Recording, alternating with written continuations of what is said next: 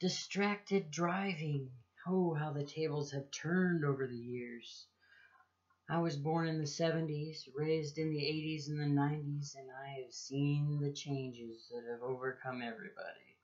From the invention of the cell phone to even tuning in radio the old fashioned way. There's so many different things that have changed. And today, more people rely on their cell phones, their addiction to them, and we're using them and taking our eyes off the road every day, everywhere. The point that you might kill someone or have an accident or something like that still hasn't sunk in. I'm actually surprised how many people haven't died from all this distraction we're giving ourselves. So, let's start in your neighborhood. I live in a pretty messed up street. It's on a hill. They did a horrible job making the road. There's no sidewalks. And backing in and out of the driveway sometimes, you can shock other drivers because they're not looking. I'm a smoker, so when I'm outside, I watch people. It's kind of what I do. One of the big things I noticed is how many people, if I stood out there for 4 hours and just watched, how many people were on their phones, distracted, breaking the law here in Oregon, how many people were actually paying attention to the road and looking around. I always preach to people the Smith system. It's what I learned at truck driving school, and I taught it to students of my own when I was teaching truck driving. Seeing the big picture seems to be a big topic for me on this one. Always leave yourself an out. Look at possibilities. Look at what would you do if this happened? You have a bubble on this side or that side. Which way would you go? Is it safe? If you need to make an abrupt stop or direction change, lane change. So I was out there and I was watching these drivers and just watching, and they're going faster and faster down these streets while they're distracted on the phone. And the death toll, it should be a lot higher.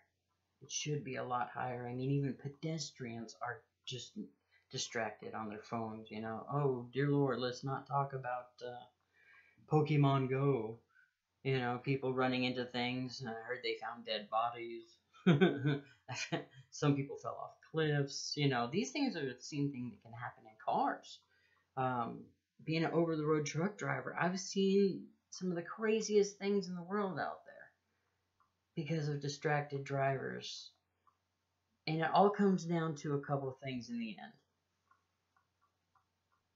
If you're just watching the person in front of you and you're judging everything on that while you're distracted on your phone, let me get mine. Yeah, so here I got a cheap free phone from, not impressive. No camera, whatever. So, when I look down at my phone, how many seconds was that? What could have happened in that little time where I looked down? Now, look down and press buttons on your phone. You look back up. Just in that instant, I've seen children get hit. You always got to watch out for that soccer ball or something, basketball, something that runs out in the middle of the street, and the kids, they only think, oh, my ball, I have to get my ball. They don't think twice. You have to actually look out for them because, again, going back to the parenting thing, if they're not looking for cars, maybe the parents need to intervene with that. But the distracted drivers, oh man, I saw one the other day. The guy hit a bird and it shocked him so much he swerved into the other lane and caused another truck, pickup truck. to swerve over into the other lane, hitting a bus full of kids. And it was all from a distracted driver who hit a bird. Butterfly effect, you know? You flap your wings over here, something's going to happen over there. These things happen every day, and we see them. And we're guilty of looking at our phones. Nothing angers me more than being at a stoplight and someone's looking down at their phone, and I count to 3. 1, 2, 3. Honk. Move your butt. Get off your phone. If you need to spend time on your phone, pull over and park somewhere. You know, hands-free devices. You know, Siri. Anything you can use to keep your eyes open and on the road helps. Now, while drivers are driving, you see it every day. They got people with their foot up on the dashboard, and the other people are sleeping, enjoying the ride.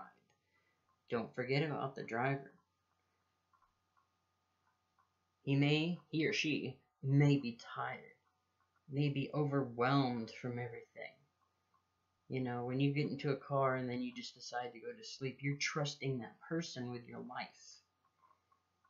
And if you're over there fidgeting with the radio, changing things, and heaven forbid at night you have a flashlight or the light from your phone, little things like this can distract a driver. And it's sad to see how many people die over stupid things like that. So, when you're driving, put your phone down. Leave it down. My great aunt, when she was driving, she wouldn't have a chance to look at it. So she'd get on her phone and she would just push that one button. And she'd say, "Hold on, I'm driving. Let me find a safe place to pull over." It was a good plan for her. And it worked out pretty well. You know, sometimes you had to wait a while on the phone, but safety comes first. Always. So again, look around you. See the big picture. See what's going on. You may not know it, but sooner or later, you're going to have that accident. Sooner or later, you're going to kill somebody. And you have to live with that the rest of your life. That because you were so into your phone and so irresponsible, you took someone's life. Now, I think that's just as bad as drunk driving. Come on. They have laws. There's reasons why we shouldn't do this. So, go ahead and look at your life. Judge yourself. Find out where you fail. And then look at the people you love.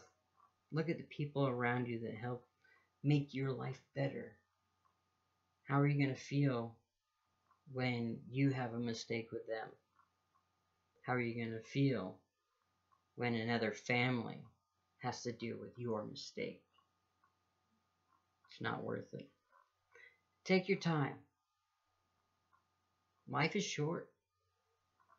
Make the right choice.